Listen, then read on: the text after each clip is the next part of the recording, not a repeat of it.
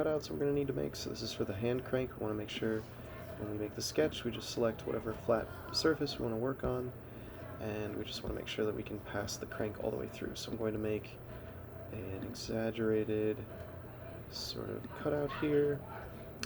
You'll want to get in there and actually like measure the thing and make sure it's properly what it is that you selected, but for me, just to show you this video, I think this will work. And I'll come in here and hide the body, go into this drawing right here, and say that that's what I want to cut, and I want it to go through this object. Again, you want to check the objects you're cutting and make sure it's only the last two bodies that you produced. So that would be, for me, body 126 and 136. And then we click OK. And if I've done it right, then I should be able to hide this and see inside of it, and we should see a little divot. So let's look inside of here. Oh, we might have to hide a whole bunch of stuff, actually.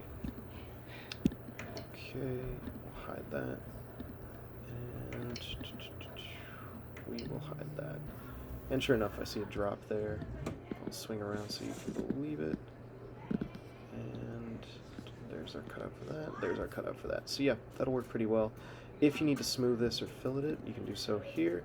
Again, using the fillet tool, and that'll give you some more space there as well. Alright, I hope that was helpful.